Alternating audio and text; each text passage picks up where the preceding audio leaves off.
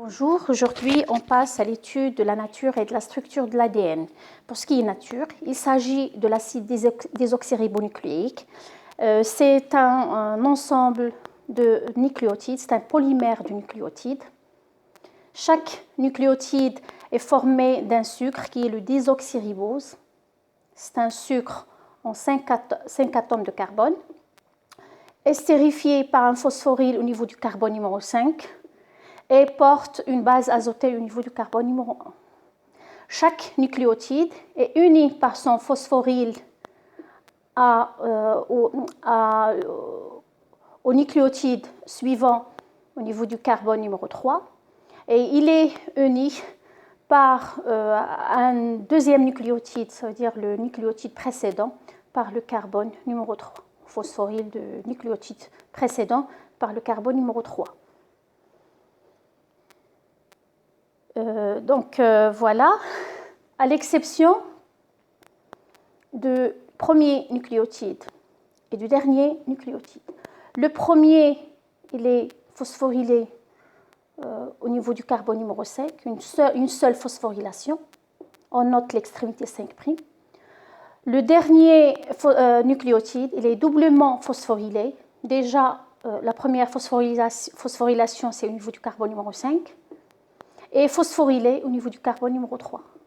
Donc, on note l'extrémité 3'.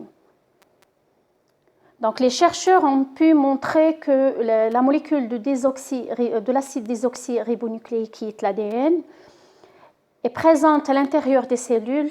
Non seulement, ce n'est pas sous la forme d'une seule chaîne, mais en deux chaînes.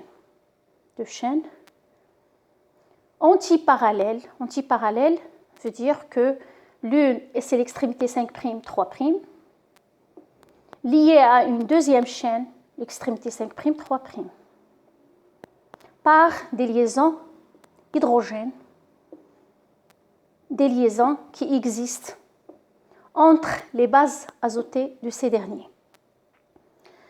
Tout à l'heure, nous avons pu parler plutôt des bases azotées. Il y a de deux natures. Il y a les bases puriques, il y a adénine et guanine, et il y a les bases pyrimidiques, la thymine et cytosine.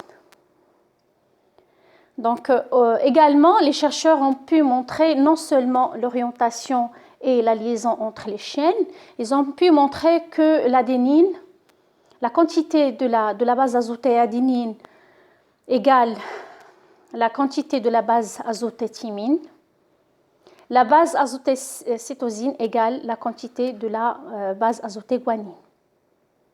De plus, l'adénine il est toujours lié à la thymine par une liaison hydrogène double. La cytosine il est toujours liée au guanine par une liaison hydrogène triple. C'est question de complémentarité des bases. Donc, toujours A, toujours lié à T, et C, toujours lié à G. Ceci d'un côté. De plus, ils ont pu montrer que la somme, donc le rapport A plus T sur C plus G égale à 1X. Ce X, c'est l'identifiant de l'espèce. Chez les Escherichia coli, X égale à 1. Chez l'homme, donc X égale à 1,60 ou 1,50. Donc voilà, l'essentiel c'est que le X c'est un identifiant de l'espèce. Donc en finale, la molécule d'ADN se trouve à l'intérieur de la cellule en double hélice antiparallèle. Voilà, les doubles hélices. Donc deux chaînes qui sont antiparallèles, unies et antiparallèles. Unie entre eux, par exemple, si on prend cette chaîne-là, elle est unie à la deuxième chaîne, là, par des liaisons hydrogènes qui existent entre les bases azotées. Ceci d'un côté. Et ils sont antiparallèles. L'une, c'est l'orientation 5', 3'. La deuxième, c'est 3', 5'.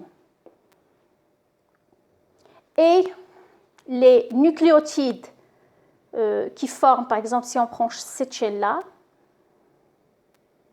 les nucléotides sont unis, chaque nucléotide est uni au nucléotide précédent et le nucléotide suivant par des phosphorylés.